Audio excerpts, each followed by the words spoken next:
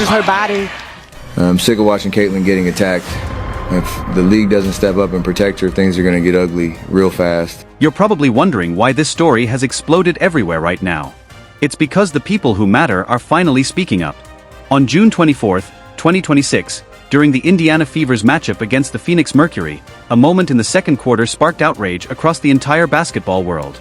NBA and WNBA fans, analysts, coaches, and players all reacted strongly. Alyssa Thomas appeared to drive her fist into Caitlin Clark's throat while Clark was down on the floor and unable to protect herself, with the play already stopped. The reaction was immediate and widespread, and Steph Curry was among those paying attention. When the greatest shooter ever, the player who transformed the game, and someone Caitlin Clark trains with and respects, speaks about a situation like this, people listen. Curry understands what it's like to be the player everyone is trying to stop, even when the competition crosses the line. He has experienced it throughout his career, and he has been watching what's happening around Caitlin Clark just like everyone else. If you're new here, subscribe now, because we're breaking down every part of this story until the WNBA finally takes the action it needs to take. I would love Caitlyn to do is get up one time and then just slap the out of it. What I'd love to see Caitlyn do is get up one time and just slap the Steph Curry and Caitlin Clark are connected by far more than basketball fame. Before the 2026 WNBA season, Clark revealed that she trained with Curry's personal trainer, Brandon Payne, to take her game to another level. "I knew he worked with Steph, and I love Steph's game," Clark said, explaining that she wanted new ways to improve and challenge herself. Their connection goes deeper because both understand what it's like to be the player their entire league is built around, the one every defense targets, grabs, holds, pushes, and fouls while sometimes watching the calls go the other way. If anyone in the WNBA can relate to the treatment Clark receives, it's Curry in the NBA. Clark has dealt with defenders grabbing and pulling at her throughout games, even without the ball, and Curry has faced that same physical attention for years. In January 2026, the similarities became impossible to miss when Curry was being heavily grabbed during a game against the Charlotte Hornets. Clark saw a video of it and commented, "We want to see Steph make 12 threes a game. Stop grabbing him, please." Oh man, she's a beast, man. Like, and they love her. So I'll probably say Caitlin Clark. I love Tyrese, but she's another level in terms of just the love. Analysts immediately picked up on the deeper meaning behind Clark's comments. Basketball analyst Robin Lundberg noted that it almost seemed like Caitlin was speaking about her own experience while defending Steph. So when Alyssa Thomas appeared to drive her fist into Clark's throat on June 24 and no whistle followed, Curry may have seen more than just another WNBA controversy. He saw something familiar, the kind of physical treatment elite players sometimes endure simply because opponents struggle to stop them within the rules. Then came the moment that pushed the situation even further. A little over 3 minutes into the second quarter, players were fighting for a loose ball, which is completely normal in competitive basketball. But once the ball was no longer part of the play, Thomas appeared to press her fist into Clark's neck while Clark was still on the floor before stepping over her. No foul was called. A replay appeared to show Thomas first driving her knee into Clark's thigh and then making contact with her neck, creating 2 points of contact while Clark was defenseless and an official was positioned nearby. Clark later left the game in the third quarter with a back injury and did not return. Fans were furious, with one posting on X that the WNBA's officiating had become completely out of control and warning that one of its biggest stars could eventually suffer a serious injury if things didn't change. Deals with there's a lot of rhetoric behind her that she really has no control over, and I think that the way she handles that is just amazing. Like, I think when it comes to the game of basketball, like, she's probably top 5 most famous people that are playing right now, just in general. That includes our league. Others were even more furious. One social media user wrote, "CC claps, technical. AT punches CC in the throat. That's fine. What a joke." Another said it should have immediately been a technical, adding that Thomas plays dirty and the referees are a joke. A third user argued that this was nothing new, claiming Alyssa Thomas has played dirty for years.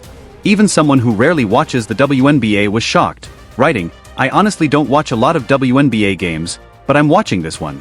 I mean, is this normal for her? My goodness." That reaction is important because this was potentially a new viewer seeing the league for the first time, and their first impression was Clark taking a fist to the throat with no call.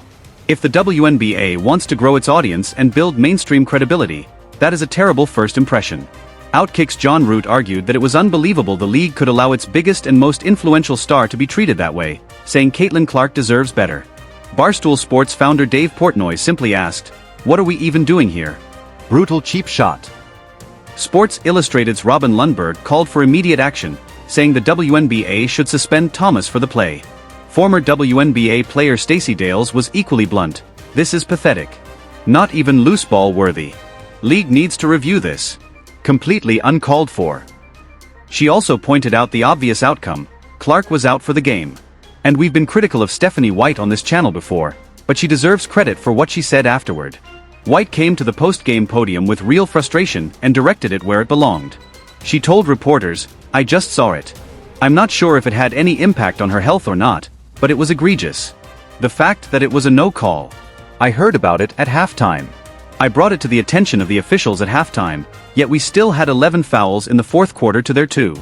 They still shot 24 free throws in the second half." Coming in here aware of what happened 2 nights ago?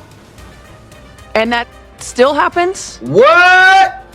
Absolutely unacceptable. No, she didn't, dude. Absolutely She just unacceptable. cursed. And the reckless closeout that they actually reviewed, and the foot still comes down on top of the defender's foot that wasn't upgraded?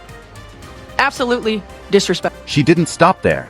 White made it clear that the first responsibility is simple: you have to make the call.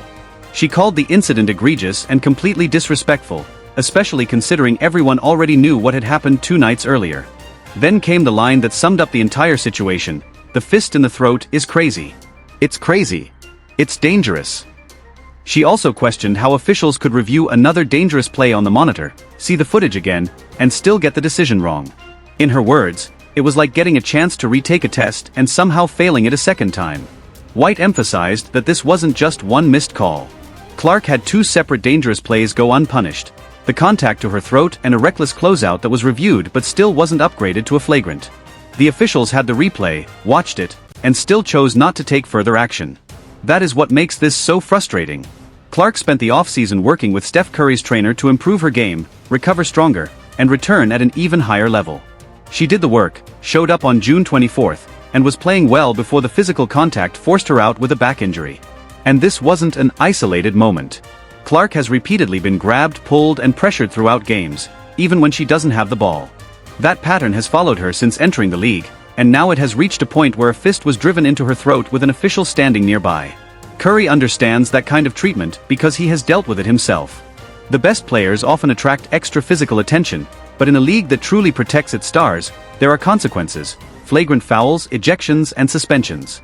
Here, the WNBA reviewed the situation and initially walked away without meaningful action. That review may ultimately lead to discipline, but may is the problem.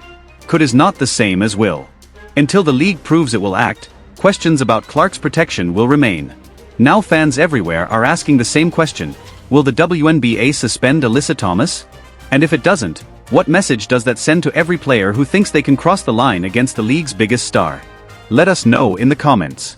How many games should Thomas miss? And do you believe the WNBA is doing enough to protect Caitlin Clark, or has the situation already gone too far?